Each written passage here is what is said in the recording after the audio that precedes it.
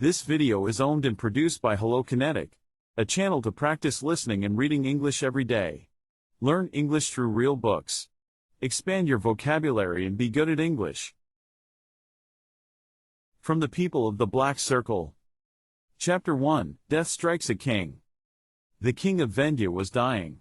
Through the hot, stifling night the temple gongs boomed and the conchs roared. Their clamor was a faint echo in the gold-domed chamber where Bunda Chand struggled on the velvet-cushioned dais. Beads of sweat glistened on his dark skin, his fingers twisted the gold-worked fabric beneath him. He was young, no spear had touched him, no poison lurked in his wine. But his veins stood out like blue cords on his temples, and his eyes dilated with the nearness of death. Trembling slave girls knelt at the foot of the dais, and leaning down to him, watching him with passionate intensity, was his sister, the Devi Yasmina. With her was the Wazam, a noble grown old in the royal court. She threw up her head in a gusty gesture of wrath and despair as the thunder of the distant drums reached her ears. The priests in their clamor, she exclaimed. They are no wiser than the leeches who are helpless. Nay, he dies and none can say why. He is dying now, and I stand here helpless, who would burn the whole city and spill the blood of thousands to save him. Not a man of Ayodhya but would die in his place, if it might be, Devi, answered the Wazam. This poison. I tell you it is not poison, she cried. Since his birth he has been guarded so closely that the cleverest poisoners of the East could not reach him. 5 skulls bleaching on the Tower of the Kites can testify to attempts which were made, and which failed. As you well know, there are 10 men and 10 women whose sole duty is to taste his food and wine, and 50 armed warriors guard his chamber as they guard it now. No, it is not poison, it is sorcery, black, ghastly magic. She ceased as the king spoke, his livid lips did not move, and there was no recognition in his glassy eyes. But his voice rose in an eerie call, indistinct and far away, as if called to her from beyond vast, wind-blown gulfs. Yasmina! Yasmina! My sister, where are you? I cannot find you. All is darkness, and the roaring of great winds. Brother, cried Yasmina, catching his limp hand in a convulsive grasp. I am here. Do you not know me? Her voice died at the utter vacancy of his face. A low confused moan waned from his mouth. The slave girls at the foot of the dais whimpered with fear, and Yasmina beat her breast in anguish.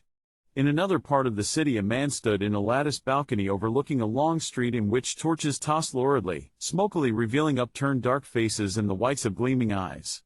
A long-drawn wailing rose from the multitude. The man shrugged his broad shoulders and turned back into the arabesque chamber. He was a tall man, compactly built, and richly clad. The king is not yet dead, but the dirge is sounded, he said to another man who sat cross-legged on a mat in a corner. This man was clad in a brown camel hair robe and sandals, and a green turban was on his head. His expression was tranquil, his gaze impersonal. The people know he will never see another dawn, this man answered. The first speaker favored him with a long, searching stare. What I cannot understand, he said, is why I have had to wait so long for your masters to strike. If they have slain the king now, why could they not have slain him months ago? Even the arts you call sorcery are governed by cosmic laws, answered the man in the green turban. The stars direct these actions, as in other affairs. Not even my masters can alter the stars. Not until the heavens were in the proper order could they perform this necromancy. With a long, stained fingernail he mapped the constellations on the marble-tiled floor. The slant of the moon presaged evil for the king of Vendya, the stars are in turmoil, the serpent in the house of the elephant. During such juxtaposition, the invisible guardians are removed from the spirit of Bunda Chand. A path is opened in the unseen realms, and once a point of contact was established, mighty powers were put in play along that path. Point of contact? Inquired the other. Do you mean that lock of Bunda Chand's hair? Yes. All discarded portions of the human body still remain part of it, attached to it by intangible connections. The priests of Asura have a dim inkling of this truth, and so all nail trimmings, hair and other waste products of the persons of the royal family are carefully reduced to ashes and the ashes hidden. But at the urgent entreaty of the princess of Kosala, who loved Bunda Chand vainly, he gave her a lock of his long black hair as a token of remembrance. When my masters decided upon his doom, the lock, in its golden, jewel-encrusted case, was stolen from under her pillow while she slept, and another substituted, so like the first that she never knew the difference. Then the genuine Locke traveled by camel caravan up the long road to Peshkorai, thence up the Debar Pass, until it reached the hands of those for whom it was intended. Only a lock of hair, murmured the nobleman. By which a soul is drawn from its body and across gulfs of echoing space, returned the man on the mat. The nobleman studied him curiously. I do not know if you are a man or a demon, Kemsa, he said at last. Few of us are what we seem. I, whom the Kshatriyas know as Karim Shah, a prince from Iranistan, am no greater a masquerader than most men. They are all traitors in one way or another, and half of them know not whom they serve. There at least I have no doubts, for I serve King Yezdijerd of Turan. And I the black seers of Yimsha, said Kemsa, and my masters are greater than yours, for they have accomplished by their arts what Yezdijerd could not with 100,000 swords.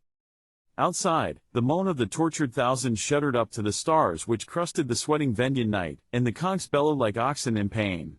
In the gardens of the palace the torches glinted on polished helmets and curved swords and gold-chased corselets. All the noble-born fighting men of Ayodhya were gathered in the great palace or about it, and at each broad arched gate and door 50 archers stood on guard, with bows in their hands. But death stalked through the royal palace and none could stay his ghostly tread. On the dais under the golden dome the king cried out again, racked by awful paroxysms. Again his voice came faintly and far away, and again the Devi bent to him, trembling with a fear that was darker than the terror of death. Yasmina. Again that far, weirdly dreeing cry, from realms immeasurable. Aid me. I am far from my mortal house. Wizards have drawn my soul through the wind-blown darkness. They seek to snap the silver cord that binds me to my dying body. They cluster around me, their hands are taloned, their eyes are red like flame burning in darkness. Save me, my sister. Their fingers sear me like fire. They would slay my body and damn my soul. What is this they bring before me? At the terror in his hopeless cry Yasmina screamed uncontrollably and threw herself bodily upon him in the abandon of her anguish. He was torn by a terrible convulsion, foam flew from his contorted lips and his writhing fingers left their marks on the girl's shoulders. But the glassy blankness passed from his eyes like smoke blown from a fire, and he looked up at his sister with recognition. Brother, she sobbed. Brother. Swift, he gasped, and his weakening voice was rational. I know now what brings me to the pyre. I have been on a far journey and I understand. I have been ensorcelled by the wizards of the Himelians. They drew my soul out of my body and far away, into a stone room. There they strove to break the silver cord of life, and thrust my soul into the body of a foul night weird their sorcery summoned up from hell. Ali! I feel their pull upon me now. Your cry and the grip of your fingers brought me back, but I am going fast. My soul clings to my body, but its hold weakens. Quick, kill me, before they can trap my soul forever. I cannot. She wailed, smiting her naked breasts. Swiftly, I command you. There was the old imperious note in his failing whisper.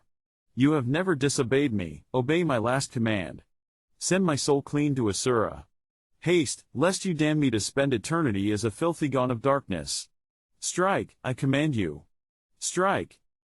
Sobbing wildly, Yasmina plucked a jeweled dagger from her girdle and plunged it to the hilt in his breast. He stiffened and then went limp, a grim smile curving his dead lips. Yasmina hurled herself face down on the rush-covered floor, beating the reeds with her clenched hands.